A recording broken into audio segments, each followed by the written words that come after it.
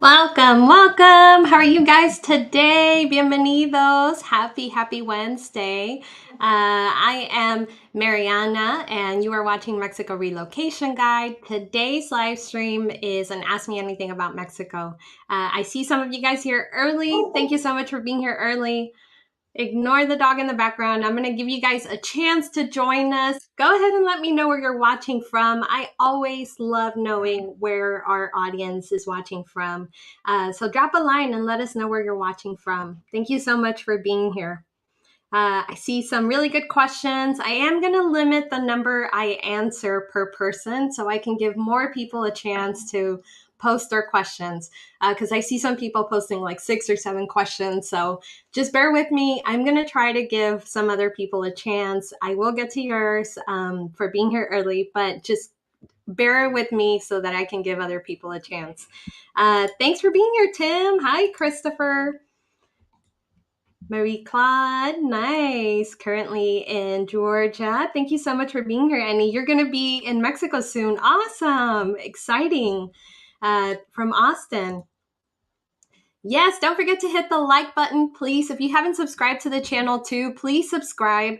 It really helps us to make sure that you never miss a video. We have a lot of exciting videos coming soon. We have one on Sunday all about Chapala.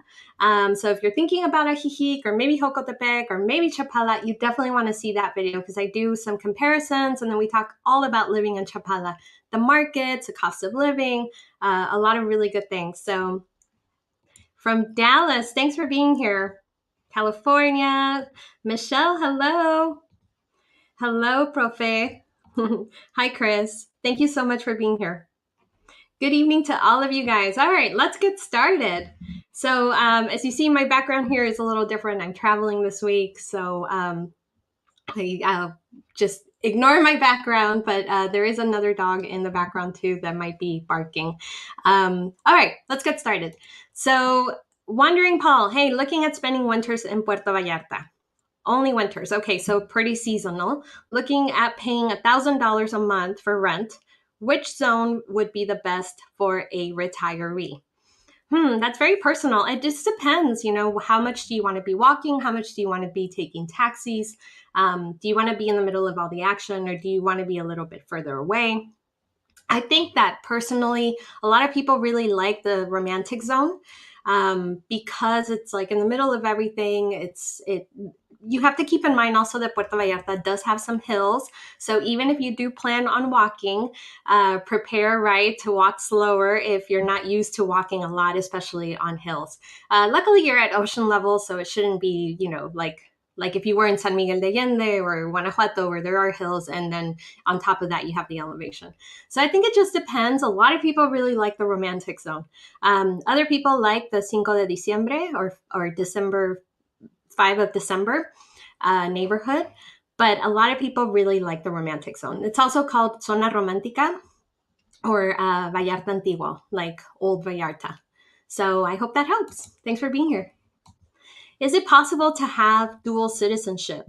Meaning I become a permanent Mexican citizen, but retain birthplace citizenship. Yes, Mexico does allow you to have dual citizenship. In fact, I'm a dual citizen.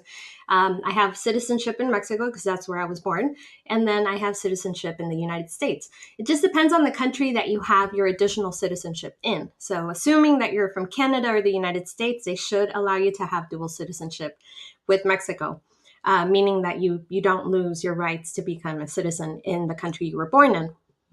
But it depends on what country you're born in. I don't know all the laws across the globe, but Mexico does allow you to have dual citizenship. So you basically could have 2 passports. And there are some benefits to that, right? Like one of the main benefits is, well, for starters, you won't have to deal with having to show your residency and make sure that they mark you as a resident and not as a tourist, and therefore, canceling your residency when you do your canje. You don't have to worry about, laws changing in the future for residents. Not that I'm saying that they will, but if they did, and then, you had to live in Mexico to remain a resident, you wouldn't have to worry about that. Another thing that you wouldn't have to worry about is just the whole immigration process, right? You would go into the nationals line, which can sometimes be shorter if you're coming in on an international flight. And then also, you don't pay the fee to the government that tourists pay. You do have to ask for a refund. It's not automatically given to you as a credit. So you do have to ask for a refund, but those are just some benefits. Depending on what country you're from, you may have more authority to go to other countries without asking for a visa first. So, yeah, there are a couple of benefits. Hi, Brian. Thanks so much for being here. Thank you so much. We are moving to Guadalajara and looking at private schools for my son. Have done some research, but in general, are they hard to get in? Any tips and tricks or other advice? It fully depends on the school that you're trying to get your son into. Some do have waiting lists, right? Like they have many more people than they have capacity, so they have waiting lists. So it definitely helps to apply a lot sooner than later. So if the cutoff time for 2023 for the school year in September, I'm no expert, by the way. I don't have children. I've never. When I was little, I don't know how hard it was for my parents to put us in school in Mexico, but from just experience from cousins and things like that have gone to school in Mexico, best advice that I can give you is apply as soon as possible. Two, it depends on which school you're going to, on what wait lists they're going to have. Definitely dress presentable. I do think that Mexico is very much about presentation. It's all about how you dress. They will definitely, a lot of people, government, pretty much anybody, banks, when you're trying to form a relationship, how you dress definitely matters. So try to dress just as presentable as you can. I'm sure you do already, but just giving you some tips out there, or for anybody else who's wondering. Generally, I don't know that they're harder to get into than like another private school. I'm assuming you're talking about private schools in the United States, because I know you guys are from the U.S. I think it just depends on the wait list. And then, of course, the tuition and all that, and what cutoffs they have for what ages. So, yeah, I hope that helps. I'm sorry. I may not be the best person to ask this to. And I would honestly rely on the school. I would ask them, like, hey, be very honest with me. Like, what can give me the best chance of being accepted? And they probably will be very honest with you because they want your business, right? So, hope that helps. Thanks so much for being here, BJ. Question: as a temporary resident and living in Puerto Vallarta, can I apply for a driver's license in any parts of Mexico? For example, Mexico City. Mexico City, particularly, yes. It depends on which city you're going to, but Mexico City, yes. Mexico City is one of the easiest places. Mexico City is basically its own state, and it's one of the states with the easiest process for obtaining a driver's license. It's very simple. You don't even have to really take a test, like a driving test, if you have another driver's license that's valid. So it's pretty straightforward. So yeah, you could, without having to show a proof of address, and that's what I assume you're asking about. Which, if you did need proof of address for other places, we do have facilitators in the online guide that could probably help you get proof of address so that you could get a driver's license in that state. So it's never out of the question. It's always an option if you wanted to go to another state where you needed to submit proof of address. There are some states that are significantly harder than others. Like I know Yucatan is one of them, where they just have more documents in place that you may need to provide in order for them to give you a driver's license. So just FYI. Still trying to decide if we should sell or bring our car during our temporary residency. If we did bring it, but decide not to keep it, the only option would be to bring it back to the US to sell it. Yeah, I mean, personally, I always tell people, you know what, it depends on what car you're looking to have in Mexico. If you're not very picky, you're looking for a sedan, it's always better to sell your car in the United States. You're probably going to get way more money for it. You're going to be able to keep it for the long term, not only for the 4 years that you can as a temporary resident. The registration process will be simpler. Everything will be simpler for you. And maybe even Mexican insurance. It might even open the door for more possibilities for Mexican insurance. So I always advise, like, if you can, try to sell your car in the United States and then get a car in Mexico. The cost of a used car in Mexico is very competitive with the cost of a used car in the United States currently. And even getting a brand new car in Mexico, depending on whether they manufacture it in the country or not, can be significantly less expensive than getting the same car or the equivalent car in the United States or Canada for that matter. So it's really a personal decision. If you've already paid off your car and you don't owe anything on it, then it may be best for you to drive it to Mexico. Keep it for the 4 years that you have your temporary residency, and then once those 4 years are up, come back and then sell it. Right. So it just depends on what you want to do. I would really just consider both ends, right? Try to see what the cost of a similar car would be in Mexico if it's used, same mileage, around the same type of vehicle. And if you were going to uh, keep it after 4 years, and you would have to legally import it, which can be anywhere between $2,000 to $8,000, depending on the make and model of the vehicle. Um, there's a website that I recommend if you want to go look at cars, and it's kavak.com. I'm going to put it in the comments. Basically a broker, right? It's a marketplace.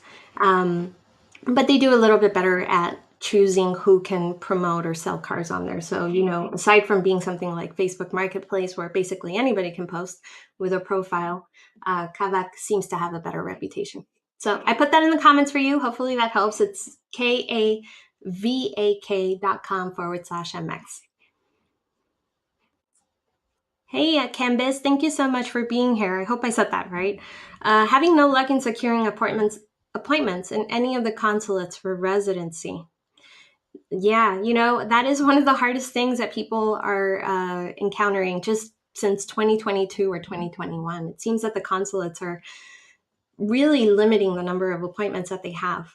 For this, I really do recommend a facilitator that offers appointment scheduling, because they usually have somebody on staff that, unlike you might be working, you might not have the time, you might not be checking every single day at every hour of every minute of the day, right?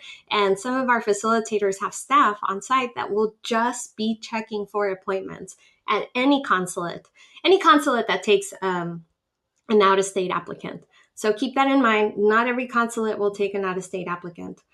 For example, like Denver, Los Angeles, San Bernardino, Miami, Dallas, Houston. Those are some of the ones that will not take anybody out of state. I think New York is also one of them. So just keep that in mind. They probably will tell you, you have to be flexible.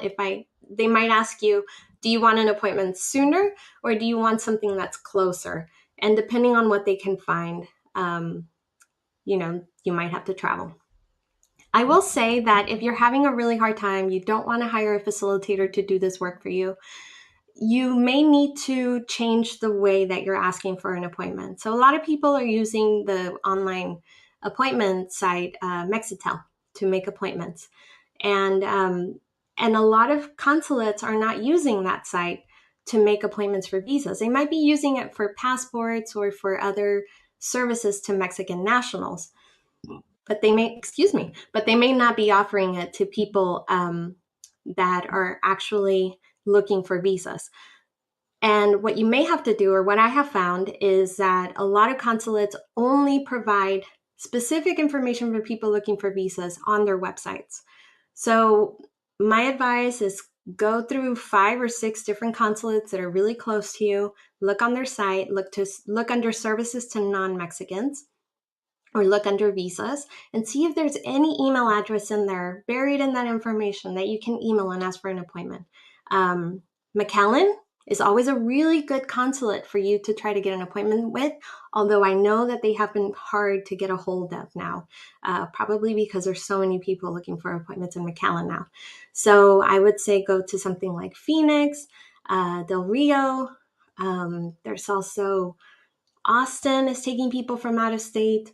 So just try to either do this on your own. If you don't want to have to spend the time, I really, really recommend an immigration facilitator. Some of our immigration facilitators work magic. I mean, they really do. Some of them have special relationships with consulates, by the way. So I do have a couple of them in Mexico City and Huatulco, Puebla, and Los Cabos, and they have special relationships with the consulates where they can get appointments for you a little bit quicker. To get access to that information, you do have to be a customer of the Mexico Relocation Guide. The Mexico Relocation Guide is a one-time fee of $495. I'm going to include the link for you guys in the comments if you're interested in it. It includes so much more than just a directory of contacts, right? It has a lot of information on, for starters, residency visas, right? Like if you wanted to attempt to do it on your own, it tells you exactly what the process is, how to renew, how to switch from temporary to permanent. But it also talks a lot about how to get a temporary import permit, how to bring your pets, how to bring your household goods, what you can, what you cannot bring, scams that you should be aware of and how to avoid them. We also have an excellent community on Facebook. Anyway, without turning this into a commercial, it has a lot of information. And because we know that, dealing with Mexican bureaucracy and Mexican government offices is challenging, not to mention in another language, we do have a directory of contacts across Mexico, not only in specific cities, but across Mexico that can help you with a variety of things, from getting driver's license to help you secure an appointment, to getting you your residency, to helping you renew, to help you register your card, to help you set up utilities in your name, to get you an RFC. I mean, there's so many different contacts in the online guide. So it's really, really complete. Thanks for being here. All right. Hey, Carolyn, thanks so much for being here. How long to get a pensioner's residency? I assume that you're talking about a permanent residency. There's no such thing as a pensioner's residency, unlike some other countries where they have a pensioner's residency. Mexico does not. However, the permanent residency, usually people go for temporary first, because usually when people apply for residency, they're not always retired. And for permanent residency, most consulates will want you to be over 60 or retired, or collecting either a pension or Social Security, something that shows them that you're no longer going to be working, and that you have a consistent income coming in, right? Like 401k, something like that. Excuse me. However, that is, sometimes there are exceptions, right? Sometimes there are consulates that will give a permanent residency to people who qualify because they have the income, they meet the monthly income, or they meet the savings income, and they're not 60 years of age or older. So there are definitely many consulates that give you permanent without being retired. It's really up to the consulate. They have the final say. How long to get it? It depends on when you apply. But if you apply, let's say tomorrow's your appointment. Usually it's given to you that same day. You get a decision that same day. If you need additional documents, they'll tell you come back with whatever documents you need. And they'll give you a pretty good reason as to why you didn't get approved right then and there. If you get fully denied, they'll tell you exactly why. So that's usually the same day. Some consulates will tell you, depending on the time of your appointment, hey, come back tomorrow or come back a few days later and pick up your passport with your residency stamp. Now you have to go to Mexico. So you have 180 days to make plans or travel to Mexico to start the process of finishing the second part of residency, which has to be done in Mexico. So you have 180 days to travel. Once you enter Mexico, you have up to 30 days to start that process. So it can really all be done pretty quickly. Depends on which immigration office you choose to go to in Mexico. Most of them now are getting pretty quick. Most of them are doing same day, or a few days in case, their printer ends up malfunctioning or they run out of plastic or whatever the case might be. Most of them are getting it done pretty quickly. Some consulates or some immigration offices in Mexico will allow for your facilitator to make your appointment ahead of time, so that all you have to do is show up, get your residency finished, get your card, secure it, and then you can go back home or travel the rest of Mexico, or carry on with your plans without having to wait in that city or in that place waiting for your residency card. So it can all be done in a matter of days. It can all be done, I would say, probably 2 weeks is reasonable from getting your consulate appointment to you traveling to then doing the canje. So, yeah, it can be done pretty quickly. Thanks for being here. Hi, thanks so much for being here. Can you address if those of us with green permanent residency cards need to exchange them for the newer permanent residency cards, different color? So, for those of you guys who don't know what she's talking about, thank you for asking this question. To answer your question, no, you don't have to worry about changing it to the maroon or reddish looking card now. For those of you who are wondering what we're talking about, back in 2022, sometime in September or October, they switched the design entirely of the residency card. So some people have a residency card that's green, and some literally a green card, and those people getting residency cards now in 2023 are all about maroonish. But no, you don't have to worry about switching it. It's still good, so don't worry about it. Counting the days. I'm going to Mexico next month. That's awesome. Congratulations. Where in Mexico are you going to? Very excited for you. Hope that you have a wonderful trip. Hi, thanks for being here. Any ideas where potable water and actually clean air fairly close to small cities, so fast internet, good transportation on elevation with good climate? Whoa. Well, that is a long list of must-haves. Um, Potable water. So it's not that Mexico doesn't. Well, no, yeah. I mean, it's that certain cities will take more of an initiative to treat their water and make it more potable. Like Huatulco is a perfect example of this. However, doesn't mean that the entire city is 100% potable, right? Like there are still areas, even in those cities, where there's potable water where there might not be. Um, Even parts of Chapala, right, or Ajijic, or there are certain neighborhoods, right, that treat their water and then have it available to their residents. Um, it I would say honestly, just treat the water at your house. Like put in a system in your house that helps you do either reverse osmosis or something so that you always have potable water and you're not relying on the city to help you with these things.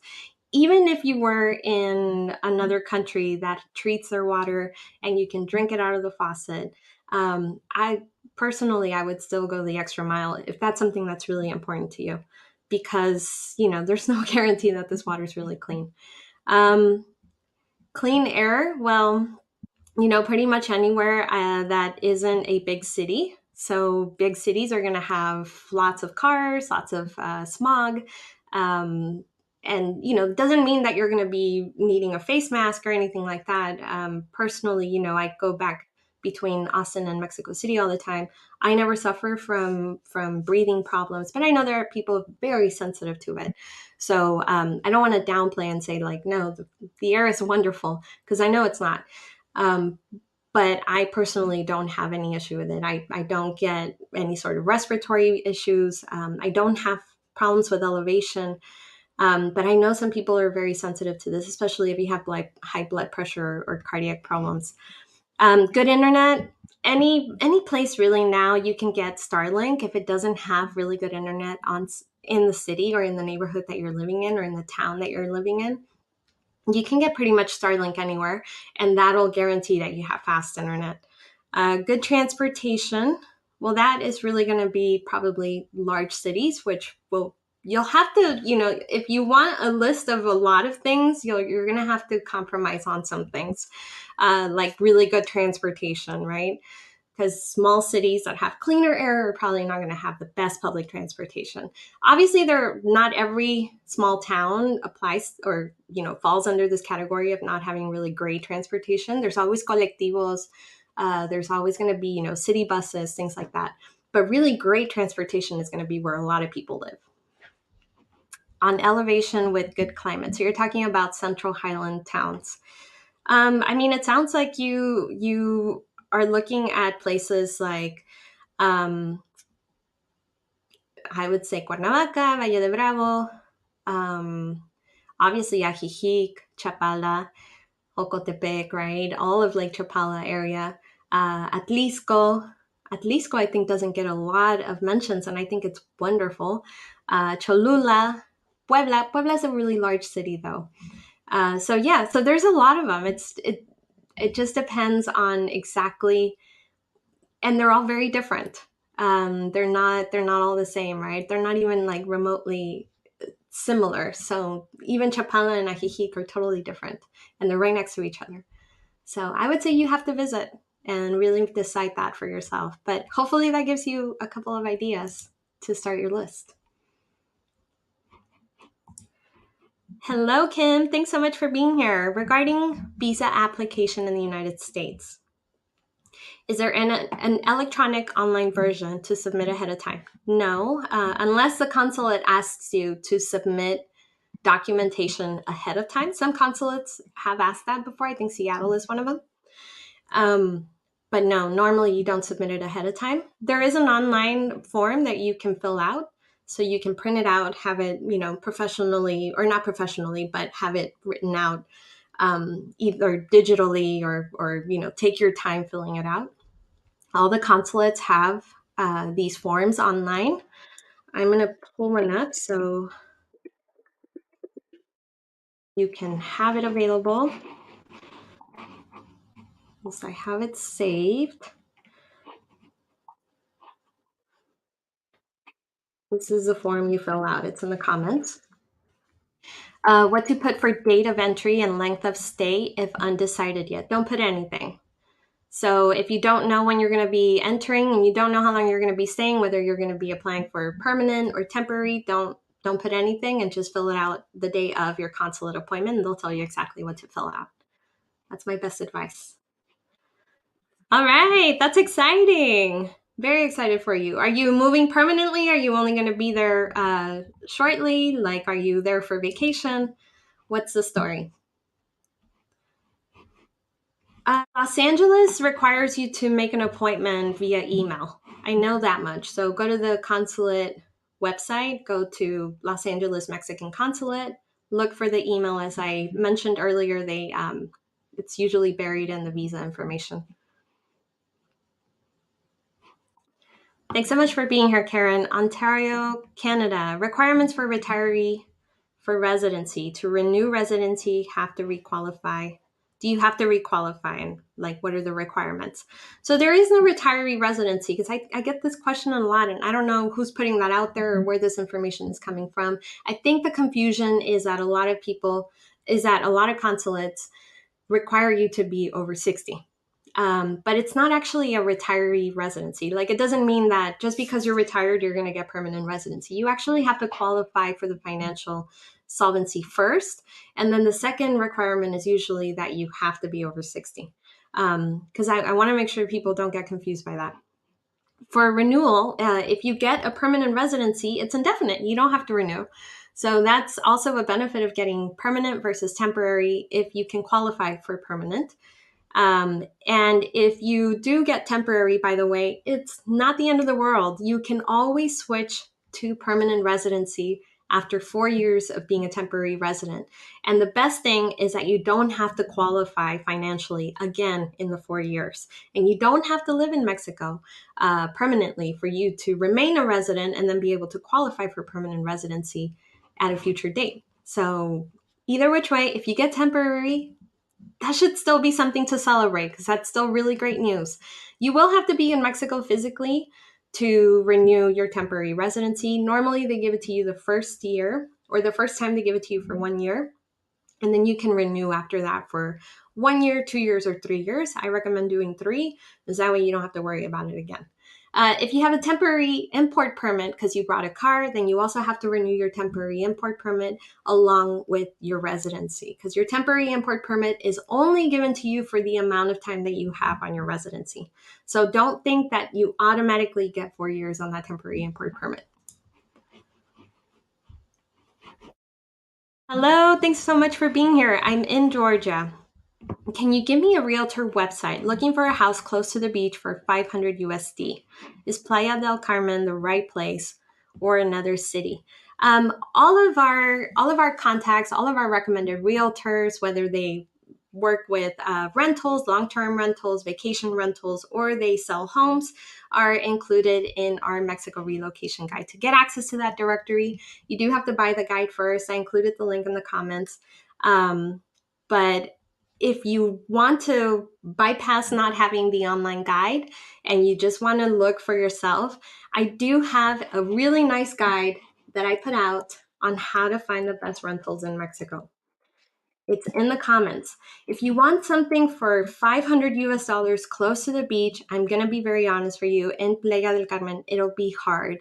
Not impossible, but it'll be hard. The best thing you can do is look on the Spanish speaking sites, either Facebook Marketplace, but you have to search specifically in Spanish, which this guide gives you some of like the top keywords to use in Espanol. Because if you're looking for a 500 US dollar rental right close to the beach in Playa del Carmen in English, it'll be really hard for you to find that. Usually those go for 1,000, 1,200 or more, depending on the size of the home, especially if you're really close to the beach. So look at the comments. It's mexicorelocationguide.com/best rentals in Mexico.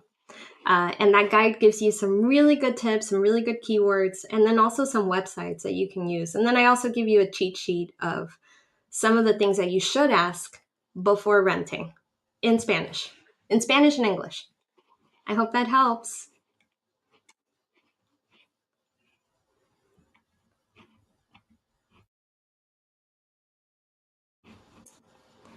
Hi, thanks so much for asking this question. Thanks for being here. How do mortgages work for Mexican citizens? Are they the same crazy interest rates that they are for expats? Wife is Mexican, so we could go that route if easier.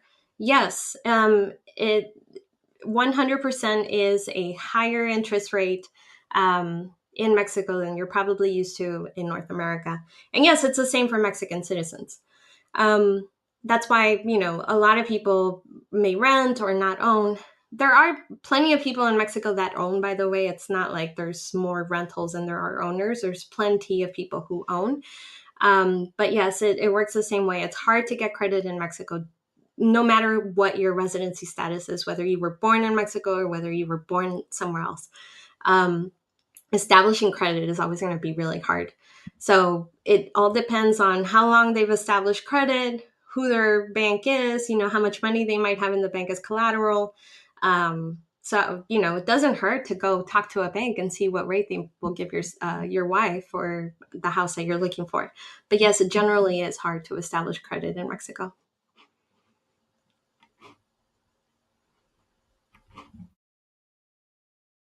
More, is it safer to live in a small town away from big cities or to live in big cities in Mexico? I asked some Mexico natives and they said, stay away from small town. Big cities are safer. I mean, I don't know that that's true. And I also don't know that the reverse is true either. I think safety is very much I don't know that one is safer than the other just because it's a bigger city or because one is a smaller town. Safety is unfortunately right. And I mentioned this in our last live stream last week. And I want to reiterate it again. I mean, safety, nobody can guarantee that just because you live in a place that is considered, a safe city in Mexico, that you will never be a victim of crime. Nobody can also guarantee the reverse, that if you move to somewhere where that's considered, unsafe, that you're going to get robbed everywhere you go. That's just not how it works. Crime is usually just being in the wrong place at the wrong time. And unfortunately, that's how it works for a lot of people, regardless of where you live, right? There's no guarantee that one place is safer than the other. I know that there's some, and I can actually say that I've put out some content out there saying like, Merida is considered the safest city because there have been some publications that say Merida is the safest city in the United States.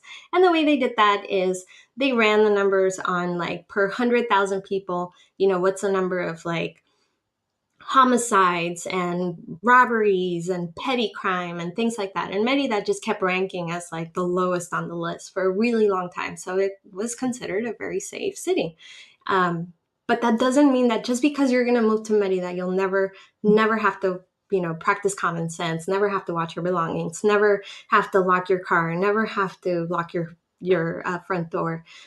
So just beware to just assume that just because somebody says something is safe or unsafe, that you either have to live in fear or not worry at all.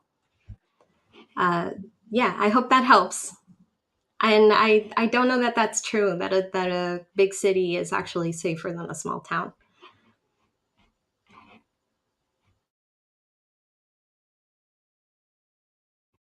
Great question, Heidi. I'm coming down to Chapala in March and renting a car. Do I need to keep my passport with me at all times while driving and walking around? Thanks. I would, especially if you, for starters, if you're renting a car, you should know that you need Mexican auto insurance. And your Mexican auto insurance is going to be tied to the passport, right, that you have on file with them. So I would probably keep it somewhere safe, like the glove box.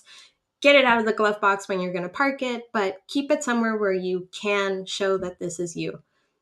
Usually, your driver's license is also good for that. You won't really have problems with the police. The only people that can really give you a hard time are probably immigration, INM. If they were to do a random checkpoint and you didn't have your passport, you didn't have any way to prove that you have permission to be in the country, that's when they can give you a hard time. So, with that being said, there are some people that carry photocopies of their passports so that they don't have to carry their originals. Chapala is they probably okay for you not to carry it everywhere you go. Um, Chapala is the whole Lake Chapala area is inundated with a lot of foreigners. So I would say the authorities are probably very used to people not having their passports on them and just flagging them on. So I would say that's probably okay. I would say somewhere like Cancun or Playa del Carmen or Puerto Vallarta or Los Cabos that gets a lot of foreigners, a lot of tourism, or maybe even like Chiapas where there's a lot of migrant caravans coming through, might be more necessary for you to have your passport on you. Chapala, I would say you're probably okay. But if it were me and I was driving, I would keep my passport on me for sure. When you're not driving, I think it's fine to not have your passport on you. By the way, if you go to immigration, if you go to the INM website, if you read their documentation, they say you should or must have your passport, your original passport on you with your FMM, which is your basically your permission, right? Your permit to be in the country if you're a tourist. If you're a resident, they say you should have your original residency card. Um, and then nationals have something like an INE, which is their voter's card, or they have either a local credencial or something that proves that they are a national. But if you go to the immigration offices or the immigration websites, if you go to their Twitter, if you go to their blog post or any communication that they put out, they actually say you should carry your original passport and your FMM. So both, if you're a tourist, and if you're a resident, then your original residency card.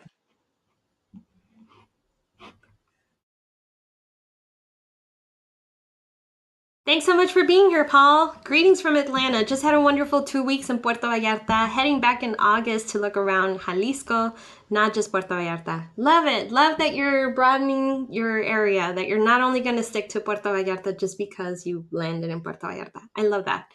Bought membership to Mexico Relocation Guide yesterday. I really appreciate your business. I appreciate your trust. I hope that you find a lot of really great information in there and that it answers a lot of your questions. So thank you so much.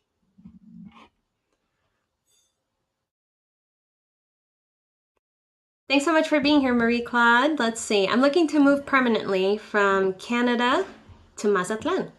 Is it an affordable place to live or very expensive? Um, these are all very subjective. What do you consider expensive and what do you consider affordable? Compared to other beach towns or beach cities, sorry, compared to other similar, right? Because again, no city in Mexico is going to be the same. But compared to something similar like Puerto Vallarta or Playa del Carmen or Los Cabos that get, talked about a lot and a lot of people want to live there because they're on the beach. I would say that Mazatlan does tend to be more affordable because you can usually find and it's all relative, right? Like you can find a 1,000 US dollar or 1,300 Canadian dollar rental near the beach in Puerto Vallarta, in Playa del Carmen, in Huatulco, in any one of these towns, you can probably find these deals. Like it's not that one town is going to be much easier for you to find the other. However, you may be looking longer, right, for these types of deals in these towns and these cities that have probably more people looking for the same thing. But that doesn't mean that Mazatlan, just because I say like it does tend to be less expensive or more affordable than these other cities that a lot of people want to move to, doesn't mean that, your cost of living is going to be half. Um, it still means that you're going to have to be thrifty if you want to look for the best rental, right, on the beach. Um, Same thing, I would say, look for it on the Spanish sites, right, on the Mexican sites, on where the locals look. The locals look in Spanish. The locals don't look in English. So live like a local would, and regardless of where you live in Mexico, I guarantee that you're going to be able to lower your cost of living if you're coming from North America. So I hope that helps. Thanks so much for being here, Chris. Are most medium to small cities livable without a car, like Chapala, Puerto Vallarta, La Paz? Yes, it depends on where you live in that city. So Lake Chapala is a region, right? It's not necessarily a city. Lake Chapala is comprised of like several small towns, and it depends on where you live. If you live in Chapala, for example, and you live very close to the Malecon, or you live very close to the Zona Centro, which is a downtown area, or you live close enough to, a bakery, a market, somewhere where you can get your fruits and vegetables, somewhere you can get some meat, then basically I would consider that walkable because you can walk to everything and get everything that you need within your four corners. So just FYI, if you're looking into Lake Chapala as a whole. Puerto Vallarta also, it depends on where you live. A lot of people might live in, Pitillal or like one of these communities that are further away from the centro area. And you're going to have to definitely take public transportation to get to the middle of town. But that doesn't mean that that neighborhood doesn't have everything that you might need, within a 5 or 10 minute walk. La Paz, same thing. It might not have the best public transportation. Like maybe Puerto Vallarta, I think, has probably the best public transportation out of these three options. Um, but yes, to answer your question, you can absolutely live in any city without a car. It just depends on where in the city you live. And if you're willing to learn how to get around like locals do, then you can get on things like colectivos, combis, or use taxis, right? Another really important thing that I think everyone should do is when you land in a city and you start taking taxis, I highly recommend that you save their number. Make friends with them, especially if they understand you in English and you're not really fluent in Spanish and you're not really comfortable trying to give directions in Spanish yet. I would say save that person's number. And the more you start building up your network, the better. If you need a ride further away, or if you need to go to the airport at a really strange time where you might not be able to get an Uber, or whatever the case might be, or you really just like that driver and you like the way they drive, definitely save their number because that'll give you way more options if you're at the grocery store and need to get back home, or you're at the doctor and need to get back home, whatever the case might be. So I highly suggest that tip. No, this is not my real background. I wish. No, this is not my house. This is fake.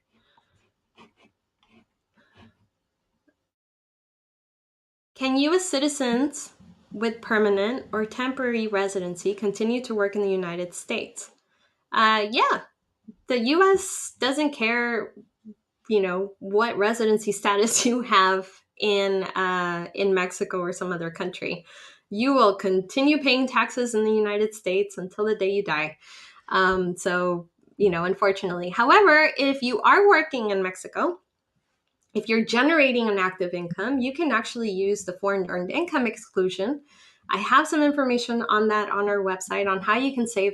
For 2022, it was $112,000 per person. If you're married, then you can combine that. For 2023, I'm not sure what that number is, but for 2022 is $112,000 that you could deduct or basically take a deduction on, right?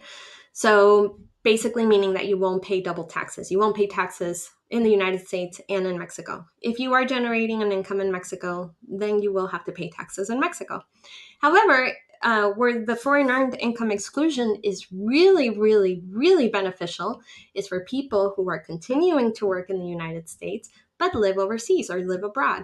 And then you can deduct that amount of money because you're living abroad. There is also, you have to pass some like residency tests, not like permanent or temporary residency tests, meaning like how long have you been outside the United States for you to continue taking this deduction. Oops, I went blurry. Sorry. Hope that helps. Go to the website. By the way, if you guys have no idea what I'm talking about when I say go to the website, I'm going to show you guys the website and show you guys that you can search for things like taxes, right? So if you go to the search bar at the top right, you can search for residency, healthcare. I mean, whatever keyword you want to search for. And if I have a blog post or an article written about it, it'll come up on the search results. So I highly encourage you to use the search function. If you just want to read to see what we've written so far, just, over the years, then go to the blog section and just scroll through some of the blog posts. And then, if you go to a specific blog post and you really want to learn more about, like, for example, best places to live in Mexico, or living in Mexico as a topic, right? Then you can see everything that's related to living in Mexico. So anyway, hope that helps you guys find some information. Sorry, I keep going blurry. Not really sure why. I got a new camera. Not really great. Oh, in Las Vegas, it's snowing? Oh, that's crazy. That's crazy. Thanks for being here. That's insane. I didn't know it snowed in Las Vegas. That's insane. Hello from Birch Bay. You're moving to Atlisco in July. Yay! Atlisco's finally getting some new residents. Atlisco's a great town. I really think it's a really, really great town. We did a really good video on it. If anybody's wondering about Atlisco, we did a wonderful video on it, and I think you should check it out. I'm going to put it in the comments for anybody who's wondering about Atlisco. Sorry, I digress. This is a good question. Is Mexico a good place for dating and marriage? I think it depends on you. Yeah, definitely it depends on, are you putting yourself out there? Are you not? I think that personally, and I know that I'm probably going to get somebody telling me like that hasn't been my experience. But I think that Mexican women and men in general tend to be more romantic. So if you are romantic and you love being romantic and you also don't mind learning how to be romantic, I think it's a great place. It's also way easier, I think, to meet people organically. Because it's not uncommon for you to strike up a conversation with somebody or obviously without being creepy or anything like that. So don't approach a woman in a dark alley or anything like that. But yeah, I think also like online dating isn't as common. So that may be harder if you're looking for people online. It's not that there's nobody online. There's obviously online dating, but it's probably not as common as it is in North America. And that may be changing. I haven't dated in Mexico in a very long time. Yeah, great question. How much do we charge to help with temporary residency to help with all the work that needs to be done in Mexico? So we don't personally. So let me explain how the Mexico Relocation Guide works. The Mexico Relocation Guide is basically an online course. It has a lot of information about the most important basic topics that you would need for moving to Mexico. Driving in Mexico, how to get a driver's license, paperwork you'll need to bring before you move to Mexico, how to do taxes in Mexico, how to buy real estate in Mexico, how to find the best rentals, how to get residency, healthcare in Mexico, how healthcare works. So that way you have a really good understanding, right, of everything related to your livelihood in Mexico, at least a basic understanding. And then we give you a directory of contacts from immigration facilitators to realtors to rental agencies to people who can help you set up utilities to people who can drive you from Canada or the United States to Mexico to international moving companies, car brokers who can help you find a car brokers that can help you import your car. I mean, we have a lot of different contacts, people who can, CPAs, people who can help you get an RFC, people who can help you get an in a pump card. So there's a lot of different contacts, and we have them all across Mexico. So once you buy the guide, which is 495 US dollars currently, that's a one-time fee. You pay once, you'll never pay again, regardless of how many times we increase the price or how much information we add. You will only pay once for a lifetime access. And then you get the directory, and the directory is, our personal recommendations on people that we recommend you should work with for all the things that I just talked about. And they charge separately. So once you hire them, you pay them separately. For an immigration facilitator, depending on which office you go to or which city you end up choosing, which immigration facilitator you end up choosing, they charge anywhere between 3,000 to about 10,000 pesos per person for one, canje, or for depending on how much they're going to do for you, whether they're going to do the appointment at the consulate or, maybe they're just going to meet you in Mexico and do the canje process for you. So keep that in mind, whether they're going to maybe do translations or help you get a document apostilled. Um, Whatever the case might be, they charge their own fees. So you can expect to pay anywhere from 3,000 to 10,000 pesos per person, which is roughly in the neighborhood of 300 to 500 US dollars a person. And then you have to pay immigration fees. Immigration fees at the Mexican consulate are 51 US dollars, or in Canada, they are 79 Canadian dollars. I believe it's 79, might be 76. But that's roughly what you have to pay in a Mexican consulate in 2023. They increase every year. So if you're watching this in 2024, keep in mind they increase every year.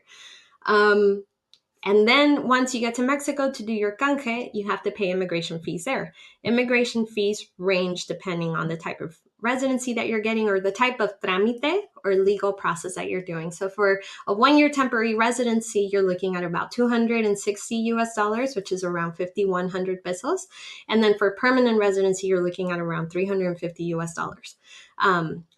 With temporary, you have to renew it, and then the renewal cost also an additional amount. With permanent, you don't.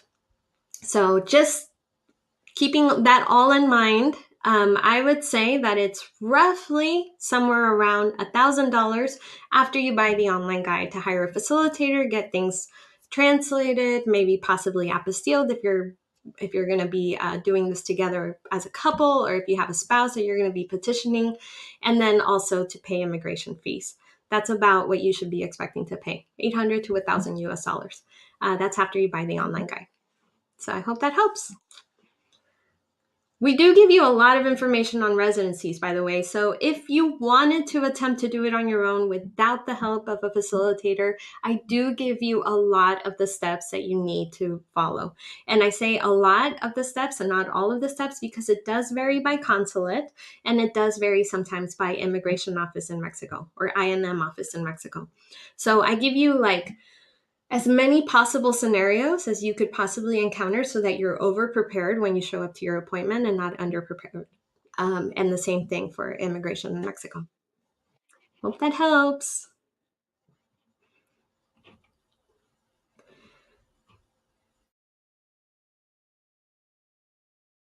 All right, let's see some other questions. I'm trying to see what you guys have. I have a larger family and drove 3 days to McAllen for our appointment. Great. Did you end up getting approved? I'd love to know.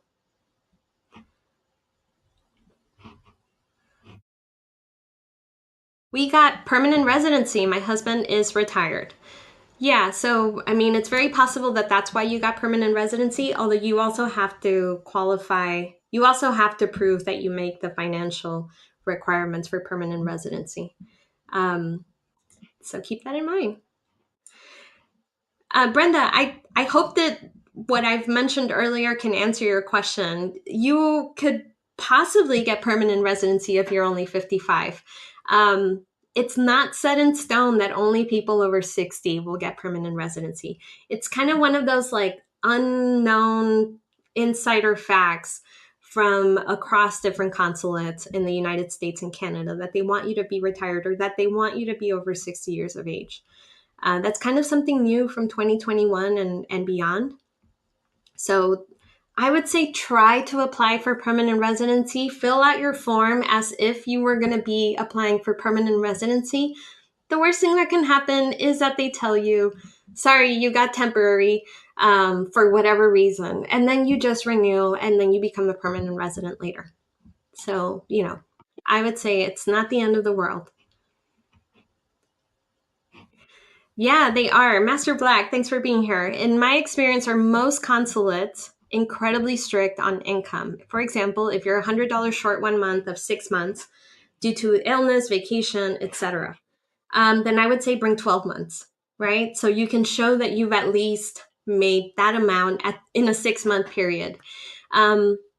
If you are, another thing that you can do for somebody else watching this, maybe this doesn't apply to you specifically, for somebody else watching this, and maybe you're like on a sales commission type of job, and some months you have a great month, or maybe you're a realtor and some months you have an amazing month and then sometimes you don't.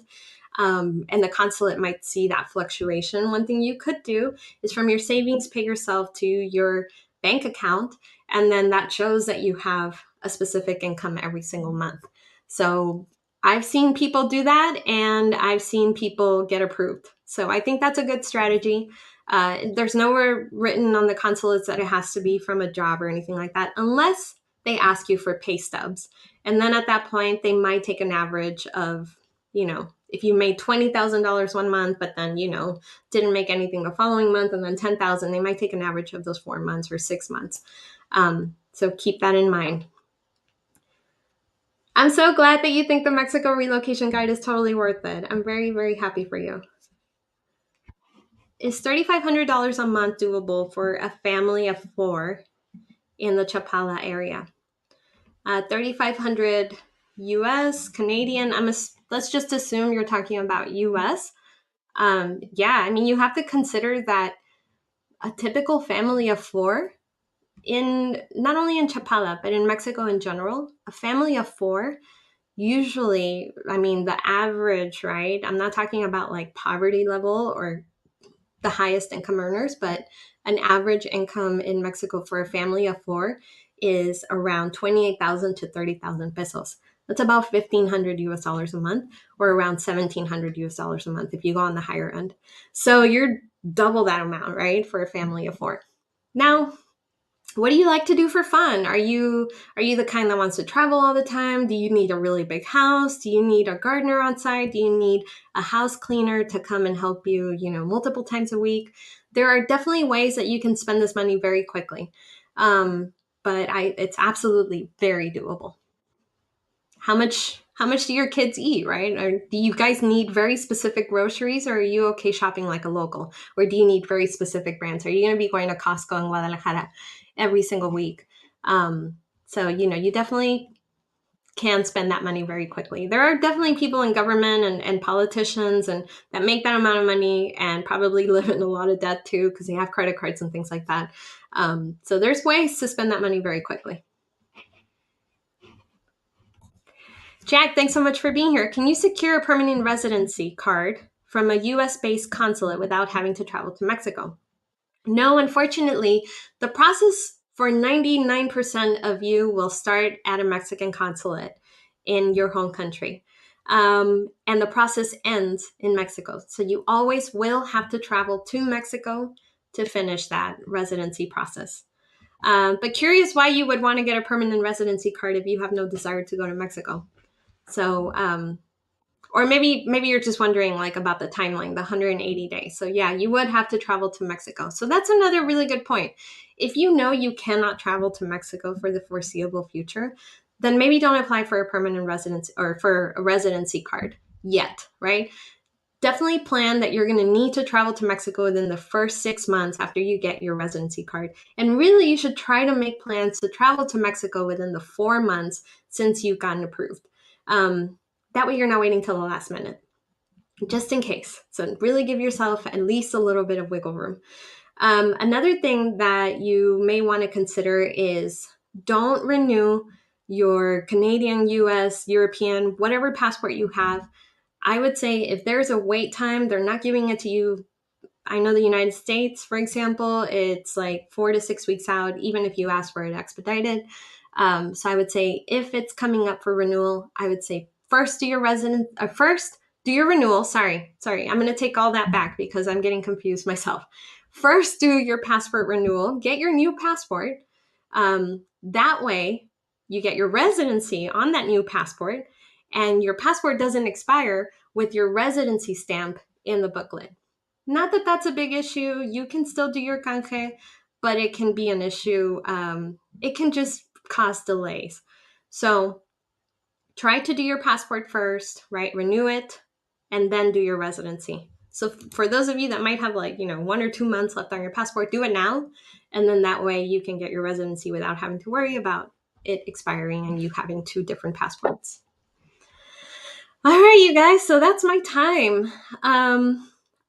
Thank you so much for being here. I tried to answer different people's questions because I know there's a lot of us here, and I know that some of you have 5 or 6 different questions. So bear with me. I was really trying to help as many people that come to the live streams as possible so that nobody leaves thinking like, oh, she didn't cover my question. So I really hope that you have gotten some good, valuable information out of this. Please don't forget to go look at the free guide for finding the best rentals in Mexico. I highly recommend that you read it. It's a short read. It's not very long. I'm going to put it in the comments again.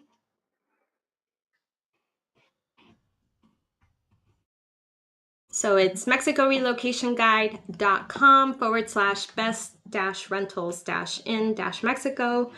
And yeah, go check it out. I have a lot of really good tips, but I would love your feedback. If you think there's something that's missing from it, comment in that blog post, and I will definitely like to take your suggestions. So yeah, don't forget to give this video a like and make sure you subscribe. We have a lot of really exciting videos coming soon.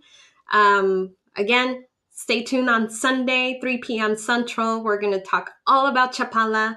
And then next week, we have a wonderful interview with a lady who lives in Ensenada. She shows us around her house. She talks about her cost of living. She talks about her life in Ensenada, why she chose Ensenada. You know, she lives in a very, very authentic Mexican neighborhood, and we show you a little bit of her neighborhood so that you can see, you know, what is it really like to not live in like a gated community, or, you know, not that there's anything wrong with those either, but I do want to show you guys the different parts of Mexico. Not only like, you know, the gated communities or the fraccionamientos. I also want to show you like a true colonia. So stay tuned for that. That's next week. But this week, we're going to talk all about Chapala. Thank you guys so much for being here. I hope you guys have gotten a lot of really good information, and I will see you guys next week. Gracias. Hasta luego.